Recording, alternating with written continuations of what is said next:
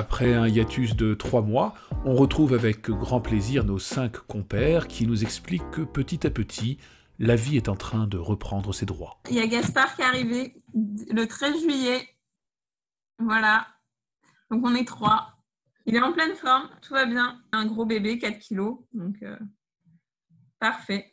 Nous, on a eu plein de personnes dans notre entourage qui nous ont annoncé cet été qu'il allait avoir un petit, qu'elle allait naître pour début d'année prochaine. Donc je pense que le confinement a créé des enfants.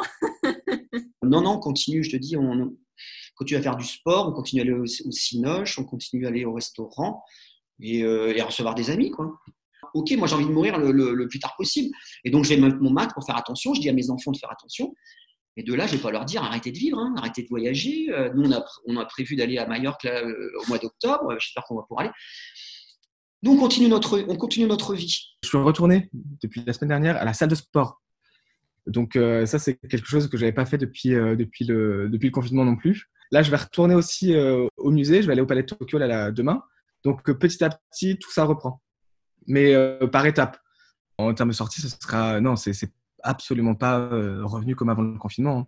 C'est beaucoup de soirées en appartement, on va au bar, mais il y a plus tous les clubs qui sont ouverts. Il y a toujours quelque chose qui bloque. Tout le milieu culturel prend un coup. Il y a toujours les festivals qui ont été annulés cet été. C'est la première année depuis 6 ans que j'ai pas été en festival. Le dimanche soir, pétanque. Ça, c'est quelque chose que je faisais pas avant. Et tous les dimanches soirs, avec un groupe d'amis, on se retrouve, on fait pétanque. Voilà, vu qu'on est en extérieur, il n'y a pas de souci. Et écoute, je commence à avoir un petit niveau, à force d'y aller tous les dimanches. Je suis partie de loin, il faut dire.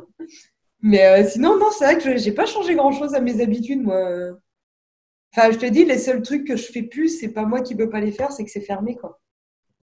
Et ces vacances alors? Les vacances, The Real Ones, avec le camping-car comme on avait prévu, location du camping-car, la location elle-même s'est super bien passée. On transporte un petit peu ce qu'on a chez soi dans le camping-car et on l'a tout au long de l'itinéraire avec nous, et ça a presque un côté rassurant de dire j'ai un petit bout de la maison avec moi, j'ai un petit bout de dinar avec moi. On s'était fixé comme règle la lenteur cette année.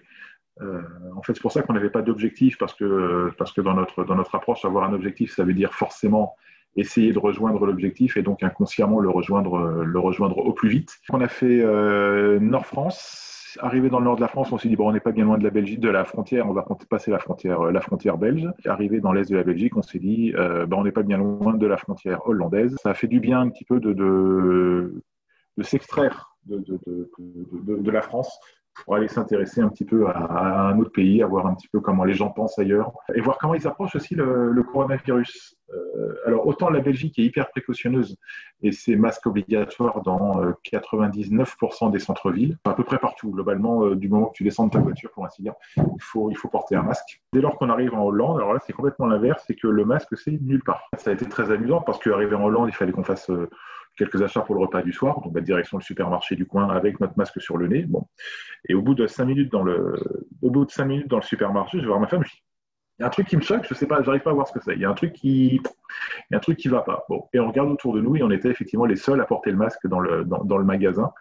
Et absolument personne d'autre ne le portait. Bon, écoute, on s'est mis couleur locale, on a retiré nos masques aussi. Je suis partie en Normandie, chez mes parents, au mois d'août. J'avais pas vu la famille et les amis depuis depuis décembre, depuis Noël d'avant en fait. Et moi j'ai pu voir tout le monde et puis aller à la mer, esquiver la chaleur terrible de Lyon. Et tu vois, le train, la clim à fond quand je suis rentrée de Normandie, depuis je suis malade. Non. Non, j'y suis pas allée parce que j'ai peur du coton-tige en nez. Ça m'angoisse ce truc-là. Donc non. Mais mon copain était se faire tester hier, donc on attend les résultats et je verrai. S'il l'a, c'est que je l'ai. S'il l'a pas, a priori, c'est que je l'ai pas. On va dire ça comme ça. On avait hâte de partir et de quitter notre appartement parisien. Bon, c'est sûr, on s'y plaît bien, on est très bien dans notre appart, mais il fait 30 mètres carrés, donc ça commençait à être long depuis mars. Et on a été ravis de retrouver un environnement vert. Malheureusement, il a bien fallu rentrer un jour ou l'autre. Beaucoup de remises en question aussi à la fin de l'été. Beaucoup d'angoisse liées à l'avenir. Je suis un peu bloqué du coup dans ma situation de vie où j'arrive pas à avoir des évolutions sur mon avenir ou à bien me positionner dans la société. Là, je peux plus avoir ma petite vie d'étudiant avec du coup ma bourse, tout ça, où là, du coup, je dois trouver un travail, mais qui n'est pas forcément dans le milieu de l'art. Alors en fait, c'est un salad bar. Il y a les personnes qui viennent et qui choisissent plusieurs ingrédients pour composer leur propre salade. Donc là, c'est vraiment un taf alimentaire pour avoir des sous. Il y a beaucoup de boulot. Il y a vraiment beaucoup de boulot. J'ai attaqué le plein temps le 1er septembre. Là. Ah, ça y est, là, tout est en train de se mettre en place, etc. Ça fait des bonnes grosses semaines. Ouais, je suis un peu crevée là. Et tous ces changements dont on avait parlé avant les vacances, il en reste quoi exactement ? J'ai perdu cette fixette que j'avais aussi 100% écologie, 100% bio, tout ça. C'est étonnamment, j'ai perdu un petit peu de ça, que j'avais beaucoup plus il y a un an, par exemple. J'ai racheté un dentifrice là hier qui est pas bio, alors qu'avant j'achetais du bio. Il y a ce truc où limite ce serait un peu un retour en arrière, tu vois. Ou même la lessive, là, j'en ai acheté une la semaine dernière et je l'ai pas faite moi-même. Donc voilà, mon frère qui était vegan, qui est devenu vraiment vegan pendant le confinement, il est parti en vacances en août. Je l'ai accueilli à Paris après. Et là, en fait, qu'est-ce qui s'est passé ? Il m'a dit que pendant toute la semaine, il a mangé barbecue, de la viande, du fromage, et il s'est fait plaisir comme pas possible parce qu'il adore tout ça. Il avait pendant le confinement quelque chose de très extrême par rapport à toute son alimentation. Et là, il se dit avec le temps qu'il a envie d'être beaucoup plus flexible. Il a beaucoup de connaissances sur la nourriture végane. Mais il y a ce retour aussi à la viande, au fromage qui est arrivé. Et cette envie, en fait, de composer, en fait, plus qu'autre chose. Et moi, c'est un petit peu pareil. 2 pas en avant, 1 pas en arrière. L'important, me direz-vous, c'est d'avancer. Tenez, prenez Paris. C'est pareil. Paris, je t'aime. Paris, je te quitte. Mais Paris, je reste. Quoique, dans ce domaine, les choses sont manifestement en train de se préciser. À Paris, on sort, il y a les architectures, les immeubles. Enfin, moi, j'aime bien ce côté parisien, les jardins, etc. On ne serait pas contre. Si la situation parisienne était au top, on va dire, comme il y a un an, où il n'y avait aucun souci de rester 1 ou 2 ans sur Paris. Aujourd'hui, ce n'est pas le cas. Je pense qu'on ne va pas rester à Paris très longtemps. Mon conjoint est dans une situation complètement différente de la mienne. Lui, il n'a plus de mission. Il bossait pour l'aéroport de Paris. Et aujourd'hui, il n'y a toujours pas de mission et il propose des ruptures conventionnelles. C'est l'occasion aussi de quitter Paris de manière plus facile, parce que du coup, il y a les droits au chômage. On ne se retrouve pas sans salaire pendant 2 mois si jamais on galère. Donc, on se dit que c'est peut-être l'occasion pour nous de quitter Paris et cet appartement, parce qu'on ne se voit pas du tout refaire 3 mois, ça c'est sûr. On ne refait pas un confinement, même si c'est qu'1 mois sur Paris, dans l'appartement. La ville, c'est génial quand on a 25 ans. Mais alors, je le re-signe demain, hein. Sans problème. C'était trop cool, la fête et tout. Moi, je sors beaucoup, je suis une fêtarde. Mais ça y est, là, c'est bon. C'est bon, j'ai donné, j'ai plus envie là. Bon, ma meilleure amie est plus âgée que moi, elle va avoir 40 ans. Elle a une autre vision. Depuis qu'elle a eu son gosse, il a qu'1 an et demi, tu vois, il est petit. Ça, pareil, ça lui a déclenché plein de choses. En mode, je peux pas rester comme ça maintenant que j'ai un enfant. Il faut qu'on aille à la campagne, il lui faut une belle vie, etc. Donc, c'est très bien les studios, mais au bout d'un moment, en fait, il y a quelque chose de lourd, en fait, de tout vivre dans la même pièce. Voilà, c'est bien un temps, mais il y a un moment aussi où il faut savoir évoluer, il faut savoir aussi prendre du plaisir juste à être chez soi. Là, vraiment, je pense vraiment que c'est un problème. Ça, c'est aussi un vrai problème de société. Ça rend les gens fous, le bruit. Ça rend exécrable, ça rend nerveux, tu parles plus fort. Il y a eu une étude qui a été faite sur la pollution sonore et le burn-out sonore, je crois qu'elle s'appelait l'étude, où les gens pètent des plombs. Et moi, alors je ne sais pas si c'est psychologique, depuis que j'ai lu ça, j'ai l'impression d'être en burn-out sonore. Mais je supporte vraiment plus, quoi. Quitter la ville, ok. Mais pour aller où ? Et il y en a beaucoup qui ont cette impulsion de partir, entre guillemets, de quitter. Et nous, on en a vu plein qui quittent Paris sur un coup de tête parce que ils en ont marre, le bruit, les transports, le logement, les contraintes, etc. pour aller vivre en plein milieu de la campagne. Et au bout de 6 mois, au final, le décalage entre la vie d'avant et la nouvelle vie est trop important. Quelle possibilité j'ai qui s'offre à moi ? Il y a rester à Paris, Mais il y avait aussi, j'ai une amie qui habite en fait en pleine campagne à côté du Mans et qui, elle, vit en caravane, vit un peu en autarcie. Son copain, il fait de la permaculture. Donc, il y a ce côté super, super connecté à la terre, très, très écologique, tout ça. Donc, je sais que je pourrais m'installer là-bas. Je travaillerai la terre, je travaillerai mes projets. Il y a quelque chose de pas stressant, en fait. Pas comme dans une ville où on ne sait pas forcément quand on va trouver un travail, quand on va trouver un appartement. Sauf que je sens pas en fait de fibre en fait pour vivre constamment là-bas en fait. C'est vraiment c'est un peu un oasis, mais je suis encore trop j'aime beaucoup trop Paris, beaucoup trop la ville en fait pour partir en fait. Au long terme, je me vois pas m'épanouir en fait en pleine campagne, même si c'est peut-être l'avenir hein, aussi, hein, on ne sait pas. C'est sûr qu'avoir une maison, c'est agréable, mais on se voit pas. Enfin, moi, je me vois pas encore. C'est toujours les maisons, c'est grand. Et c'est souvent excentré, enfin excentré entre guillemets. Il y a des maisons de ville, hein, mais c'est souvent en dehors des villes et plus entre guillemets, c'est pas forcément dans la campagne, mais plus dans des coins reculés. Et on n'ira pas s'installer en campagne en tous les cas pour demain. Il y a la question de la voiture aussi qui se pose, puisque à Paris, on peut vivre sans facilement. Et moi, la voiture, ça me fait un peu peur dans le sens où ça fait 5 ans que je vais au bureau à pied ou en transport en commun et je me vois pas du tout reprendre la voiture demain. Je pense qu'il y a le besoin d'être dans la ville. Tout simplement de pouvoir sortir de chez soi et d'être dans la ville. C'est pas les mètres carrés intérieurs qui nous importent, c'est plus l'environnement extérieur, donc être dans un quartier vivant, dynamique. Si on devait être confiné, de toute façon, c'est pas en ayant plein de chambres que ça changerait quelque chose. Bon, quitter la ville, c'est plus facile à dire qu'à faire. Et pourtant, c'est pas les idées qui manquent. C'était une idée qu'on avait. C'était un projet qui était qu'on s'était dit on le ferait bien un jour parce qu'on on a voyagé en Nouvelle-Zélande dans un van et on a trouvé ça assez chouette. On voit pas mal de monde et on a vu pas mal de vidéos sur YouTube de personnes qui refont les vannes et les aménagements intérieurs et on trouve ça plutôt chouette l'idée d'avoir ce petit véhicule à portée de main. Il faut juste acheter un petit camion et après s'occuper d'aménager l'intérieur pour pouvoir y vivre entre guillemets de manière temporaire pour les vacances. C'est un petit véhicule, donc on a notre liberté. C'est pas une maison fixée au sol, c'est un petit véhicule qu'on transporte un peu partout. Et donc voilà. Et le confinement fait que je pense on s'est posé encore plus la question d'avoir cet objet entre guillemets avec nous et à disposition. En fait, j'ai eu un coup de mou là, pour être honnête, au mois d'août. J'étais toute seule parce que tout le monde était en vacances et moi, il fallait que je travaille. Et ouais, j'étais pas bien, Covid et tout, ça m'a saoulée.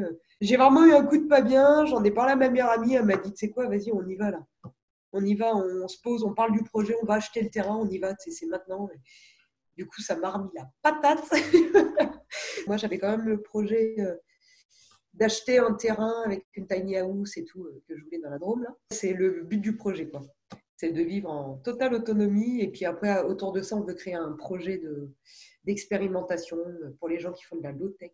On a déjà été voir au niveau des banques et de sa maman qui peut nous prêter l'argent aussi. On se voit, tu vois, demain soir pour poser, structurer tout le projet. Et fin de l'année, on va commencer à aller visiter des terrains. Là. Donc du coup, ça nous a boosté, quoi, le Covid finalement. De bien belles idées, assurément. Pour vivre autrement. Vraiment autrement. Le projet initial, c'est que moi, j'aimerais bien ouvrir un écolieu. Un écolieu avec des chambres d'hôtes, des jardins partagés, tous ces trucs. Mais bon, ça, c'est un énorme projet. Clairement, je n'ai pas les moyens pour l'instant. Le business model n'est pas bouclé encore. Enfin, tu vois, j'ai encore plein de choses à apprendre avant de le faire. Mais vu que les terrains vont prendre beaucoup et qu'en plus, il faut s'entraîner, j'aimerais m'entraîner à la perma, etc. Avec ma meilleure amie, du coup, on s'est dit, pourquoi pas acheter un terrain pour nous, agricole, pas un terrain constructible, où on pourrait mettre soit des petites maisons, soit des tiny houses, on verra selon les moyens, qui nous permettaient, voilà, les week-ends, ça nous fait un peu un terrain... la maison de vacances pour les week-ends, quoi, en fait. À terme, ce qu'on aimerait, c'est faire un genre de terrain d'expérimentation. Toutes les personnes qui vont être de passage, de voyage, etc., nous, on peut... Je vais y arriver. On pourrait laisser accessible notre terrain en disant, voilà, si tu as besoin de mettre ton camion, ta tente, ce que tu veux sur le terrain, tu es le bienvenu. Et en échange, eh ben, ces gens, il faut qu'ils viennent avec un savoir-faire. Donc, par exemple, ils vont nous aider à fabriquer nos toilettes sèches, ils vont nous aider à fabriquer une éolienne, enfin voilà, peu importe. Un peu comme du woofing, quoi, en gros, dans l'esprit. Donc, nous, on prête le terrain et puis les gens, en échange, ils nous apprennent à fabriquer des choses, quoi. Moi, je sais que je veux passer du temps là-bas. En plus, avec mon travail et le télétravail, je sais que je peux même partir carrément du jeudi au dimanche. Enfin, ça pose pas de problème à mon patron. Je pourrais bosser de là-bas directement. Donc, c'est pour ça que moi, j'ai besoin d'investir sur un vrai petit logement. Notre terrain, on le veut avec une source d'eau. Ça, c'est la priorité. On n'achètera pas de terrain sans source d'eau parce que ça nous permet d'être autonome aussi en eau pour quand le monde va exploser. Il faudra de l'eau. Il faudra qu'on accueille des gens qui sont, je sais pas, ingénieurs ou calés en eau et assainissement pour pouvoir construire des arrivées d'eau, mettre des panneaux photovoltaïques pour l'électricité, etc. Enfin, vraiment être en autonomie totale, sans dépendre de rien, quoi. L'envie de changement n'épargne aucun lieu de vie. La notion de passer 40 heures par semaine loin de chez soi, dans des bureaux aseptisés, risque vite de nous sembler aberrante. Arrivée brusquement, la révolution du télétravail est en train de s'installer durablement dans nos habitudes. Ça y est, les entreprises, elles acceptent le télétravail. La plupart, ils ont fait des demandes en disant, bah voilà, vous avez vu, ça se passait bien en télétravail, donc est-ce que j'ai le droit à 1 ou 2 jours de télétravail par semaine? Et ça a été accordé. Ça n'aurait jamais été accordé avant le Covid, je pense. Ça y est, je pense qu'on rentre dans une nouvelle ère du télétravail quand c'est possible. Je regardais encore ce matin à la radio, j'entendais une fille qui dit elle va faire plus de 7 000 € d'économie dans ses locaux sur Paris. Je crois qu'elle avait 800 000 mètres carrés. Elle ne garde que 300 mètres carrés. Elle met tout le monde en télétravail. Ils sont 45 quand même. Hein. Donc, elle me dit, je ne sais pas si c'est la bonne méthode, mais si dans 8 mois, il faut revenir, on reviendra. Mais 45 en télétravail. Donc, elle va relouer des espaces coworking pour faire des petits pôles en région. Elle va investir sur des incentives, en fait, voilà, plus travail en groupe, coaching sur ses salariés. Là, avec le Covid, il n'y a pas eu le choix. Et les entreprises ont pu se rendre compte que les gens, je pense pour, je sais pas, 90% des gens, peut-être, il n'y a pas de souci, quoi. Même en étant en télétravail, on est plus efficace. Moi, je me rends compte que je suis plus efficace parce que si j'ai envie de faire une sieste après manger, je peux faire une sieste après manger. S'il faut finir à 19h, alors qu'au bureau, tout le monde s'en va à 18h, bon, moi, je vais suivre, je vais partir à 18h.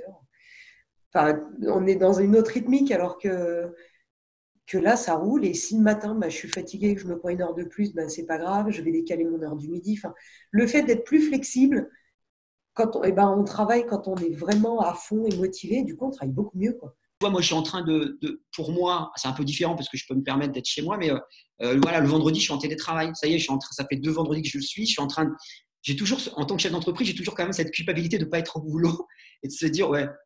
Donc voilà, je leur dis, si le vendredi, pour moi, ça va être du télétravail. Et c'est vrai que je travaille plutôt pas mal chez moi parce que ma fille est à l'école et mon épouse, souvent, elle travaille et on est bien. Moi, ça ne me dérange pas d'instaurer, franchement, le télétravail 1 fois par semaine si elles en ont besoin, si elles sont malades, si leurs enfants sont malades. Nous, on va aller sur ce fonctionnement. Hein. Et donc, ça me permet, moi, aujourd'hui, dans ma fonction, c'est ça, ouais, d'être meilleur, tout simplement. Hein. Faire du sport, d'être lucide, de les écouter. Elles savent que je suis là, parce que je suis complètement connecté, tout le temps connecté. J'ai plus de bureau, en fait. Tu vois, j'arrive avec mon PC, je suis dans un bureau là, un coin de bureau, un coin de machin, et ça me libère, en fait, parce que quand tu as un bureau, tu es obligé d'y être, en fait. Là, le fait d'avoir plusieurs agences, d'être sur un machin, de ne pas avoir de bureau spécialement, ça me libère d'un poids, de cette exigence d'être, ouais, t'es le boss, donc tu dois être là, machin. Moi, j'appréciais mes 2 journées de télétravail que j'avais par semaine avant le confinement, dans le sens où on peut faire plein de choses, que ce soit… Enfin, c'est plus côté perso, mais s'organiser. Moi, je faisais mes cours, je faisais les machines à laver, le ménage, enfin, sur les temps, entre guillemets… Plutôt que de prendre une pause café, je lançais ma machine à laver où je l'étendais. Au lieu d'avoir l'heure de transport, j'allais faire mes courses le soir ou ma séance de sport. Je pense que moi, j'aurais plus de mal à plus du tout avoir de journée de télétravail. Je pense que j'ai besoin de trouver une entreprise où j'ai au moins 1 journée à 2 par semaine pour avoir toujours ces moments, entre guillemets, où je me sens… où j'organise ma journée comme je veux et je peux m'avancer pour vraiment profiter du week-end. Le mari de ma chef d'agence, il est en télétravail, il est dans la logistique. Il a bossé en télétravail pendant tout le Covid. Et donc là, il a dû retourner depuis 15 jours, 3 semaines. C'est une souffrance. Il est en train de se battre pour retourner. C'est une souffrance. Le mec, il a 32 ans. Hein. c'est pas un vieux, 32 ans. C'est une souffrance. Il dit, putain, mais je faisais bien le boulot chez moi, j'avais de bons résultats. Pourquoi vous voulez me cantonner en entreprise? Et dans 10 ans, voilà comment on travaille. Les open space vont peut-être arrêter. Les mecs, ils vont arrêter d'acheter des locaux de 1500 mètres carrés, 2000 mètres carrés. Enfin, c'est des petites structures. Tu pourras postuler à Marseille, à Strasbourg, à Taïwan, parce que tu peux avoir ton siège social à l'étranger. Et si on va plus loin, non, on n'est pas français, on est citoyen, on est européen, et plus, on est citoyen du monde. Et ce truc, cette agilité de se dire, arrête de dire, j'ai fait mes études à Rennes, je dois bosser à Rennes. Non, putain, mais… Et tu vois, ce parisianisme où notre tête de réseau, parfois, elle dit « Oh, la province, mais Claire, attends, t'es à 1h30 de Saint-Malo, enfin, tu connais même pas. Et puis, arrête de tout décider là-haut, quoi. Nous aussi, on a des idées. Nous aussi, on peut vous faire remonter des trucs parce qu'on sent, on est là, c'est le terrain. Et demain, cette province, elle devient… C'est ça, peut-être que ça va casser cette suprématie parisienne. Ouais, tout est là, tout est… Non, les gars. Ça veut dire qu'on va enfin se remettre à développer une France des territoires. Et ça, purée. Ça fait 50 ans qu'on a arrêté, ça fait 50 ans qu'on investit sur Paris, sur Rennes, sur Nantes, sur Bordeaux, enfin sur les grosses métropoles, qu'on essaye de faire le modèle anglo-saxon de métropole qui s'étale sur des kilomètres et des kilomètres avec de la périurbanisation au milieu de tout ça, avec de la construction qui n'a plus aucun sens et avec la destruction d'espaces naturels qui créent des inondations qui font tout ce qu'on voit au quotidien, pour ainsi dire, dans nos médias. Nous, c'est compliqué de changer à 50, 60 ans, même 35 ans, je vois voilà. Eux, ils vont vivre dedans, dans cette mouvance-là, et moi, je trouve ça passionnant. Tout cela, c'est très bien. Mais on fait comment à la maison? Tout sera modulaire, et la pièce sera une chambre le soir, 10 minutes après, c'est un bureau, et après, ça devient un salon, un espace convivial. Nous, on est 3 avec Thelma. Quand Hugo vient, souvent il vient avec sa copine, on est 5. En fin de confinement, on a été, avec lui plusieurs fois, on a été confrontés à avoir 5-6 personnes dans la même pièce en bas. Et je me suis dit, putain, personne n'a son coin, lui, son univers. En fait, si tu veux t'isoler, soit tu vas dehors, mais on n'avait pas ces pièces. Et aujourd'hui, la reconfiguration de la maison qu'on va faire, c'est pour ça qu'il y a des endroits. Alors, ça sera ouvert surtout, mais on a des petits endroits où on peut s'isoler avec une table pour mettre un PC, quelqu'un pour lire sur un canapé et quelqu'un qui veut travailler sur l'autre coin. Si c'est à domicile, il faut avoir une pièce dédiée. Parce que là, nous, on a fait le télétravail, c'est la taille de l'appartement qui fait ça, mais on faisait le télétravail, entre guillemets, sur la table de la cuisine parce qu'on n'avait pas d'autres pièces. Il faut avoir une pièce dédiée en dehors de la chambre. Enfin, moi, j'ai du mal un peu, c'est peut-être mon côté cartésien, je ne sais pas, ça faisait rire tout le monde quand je disais ça. Mais j'ai du mal à me dire, je vais travailler dans mon espace de nuit. Maintenant que je m'en rends compte, c'est vrai que j'ai presque un cérémonial en fait de mise en place de mon lieu d'activité, avec le tapis de souris, avec le cap d'alim, avec tout ça. Alors ce sont des détails, mais en fait je me recrée. Je sens que je me recrée un lieu de travail, ou en tout cas un espace de travail. Alors déjà mon coloc, ne fait pas de télétravail, donc du coup on est tranquille. Lui il rentre à 17h, donc moi en général là je finis pas avant 19h, donc lui il va dans sa chambre pour me laisser tranquille, ou sinon il fait sa vie dans la cuisine, mais il me parle pas, quoi. Après tout, en fait, soyons très honnêtes, ça me plaît aussi quand même de me déranger quand je travaille. C'est aussi ça me plaît, ça me rappelle qu'il y a de la vie, ça me rappelle que j'ai la chance d'avoir une famille, etc. Donc non, c'est pas si désagréable que ça, même si sur le moment, ça fait bien de dire oh là là, je suis au travail, ne m'embête pas. Dans les faits, c'est pas désagréable d'avoir ma femme qui rentre et qui me fait un petit clin d'œil ou qui va faire un petit bisou pendant que je bosse, parce que c'est la vie et ça montre qu'il y a de la vie autour de moi. Typiquement, entendre la cloche qui sonne derrière toi, là, c'est super agréable. Réellement, c'est super agréable. Alors, les premières fois où ça nous est arrivé en Zoom, en Skype, en machin, ça a fait marrer tout le monde. Mais finalement, c'est quand même super agréable d'entendre le gamin du collègue gazouiller, ou d'entendre la cloche sonner, ou d'entendre le chien aboyer. Ça nous rappelle juste qu'on n'est pas que des pions dans l'entreprise ou que des pions dans la société, mais avant tout des humains qui agissent et qui ont des considérations d'humains les uns comme les autres. Après l'espace, le temps. Comment faire pour jongler entre le boulot et le perso? C'est vrai qu'aujourd'hui, les maisons, on les voit différemment. C'était déjà des lieux de vie, mais ça va peut-être devenir en effet des lieux de travail. Mélanger travail et vie, ça va créer d'autres mots, entre parenthèses, parce que quand ton patron il te file ton PC, son téléphone, tu es en télétravail, c'est-à-dire que tu deviens corvéable 24/24, je peux t'appeler quand je veux. Est-ce que les gens vont pouvoir couper? Est-ce que les gens… Genre, ils vont venir chez toi, mais si, non, t'es là le vendredi. Non, mais les gars, je suis en télétravail, je suis pas. Arrête de venir me voir le matin, boire un café, parce que dans ce temps-là, je ne peux pas discuter. Pour toutes mes copines, en tout cas dans mon entourage proche, qui le faisaient déjà, le fait de déconnecter était beaucoup plus facile que pour des personnes pour qui c'était nouveau. Et du coup, qu'avoir ce PC à la maison, ils avaient tendance à oublier qu'ils avaient des moments où non, la vie professionnelle était terminée et c'était la vie perso qui commençait. Et du coup, ils passaient leur temps, ils disaient on a du temps, et puis le week-end, on ne peut pas sortir de toute façon, alors on travaille. Avec du coup la création d'un nouvel espace aussi dans ma tête, parce qu'il faut que je range un petit peu la partie Orange et que je la tasse en gros pour faire de la place à la partie rédactionnelle que je développe, et ne pas oublier la place pour l'espace de vie familiale, parce que je pense dans mon fonctionnement que c'est les espaces qu'on a à l'intérieur qui font les espaces qu'on a à l'extérieur. Je vais faire mon ménage en même temps que je bosse, quoi, en fait. C'est-à-dire que je vais envoyer 2-3 mails, je vais passer un coup de serpillière, machin, après je vais faire ma popote. Ouais, je suis une femme, je sais tout faire en même temps. Mais du coup, c'est vrai que c'est cool parce que quand je suis au bureau, je rentre le soir, il faut se taper la popote pour le lendemain. Clairement, j'ai pas envie de faire le ménage quand je rentre, je suis fatiguée. Que là, je le vois pas, en fait, je le fais dans ma journée comme ça. Et c'est quand même beaucoup plus cool. Hein. Enfin, moi, j'aime bien. J'aime beaucoup le télétravail. Si les gens s'organisent petit à petit pour gérer leurs espaces et leur temps, la question des interactions sociales, elle, reste entière. Le déplacement vers le bureau ne me manque absolument pas. Mais c'est le fait de pouvoir aller boire un café ou pouvoir sortir.